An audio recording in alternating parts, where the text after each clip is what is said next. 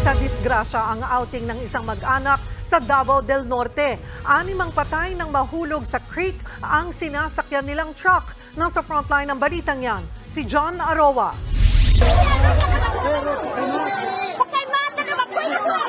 Isa-isang binuhat ng mga residente ang mga sakay ng nahulog na elf truck sa Talaingod, Davao del Norte kahapon. Ang babaeng ito nakabulagta na sa damuhan bago tuluyang ma-rescue. Nagdire-diretso ang elf truck sa higit 10 talampakang lalim na creek na malapit sa kalsada. Ayon sa mga pulis, 30 magkakaanak ang sakay ng truck.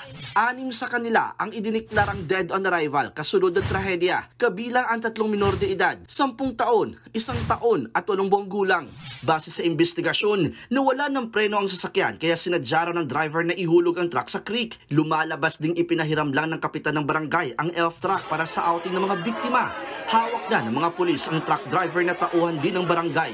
Posible siyang maharap sa kaukulang reklamo. Nagpapagaling pa sa ospital ang mga sugatang pasahero.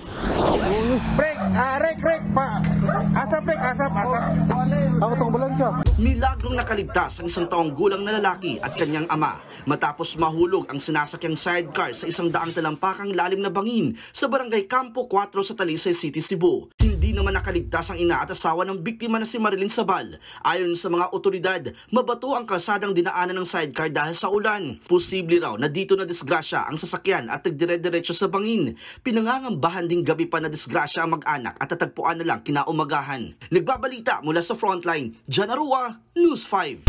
Mga kapatid, Cheryl Cosim po, huwag maging huli at maging una sa lahat sa balitaan. Para sa tuloy-tuloy na talakayang sa frontline, mag-follow at mag-subscribe sa social media pages ng News 5.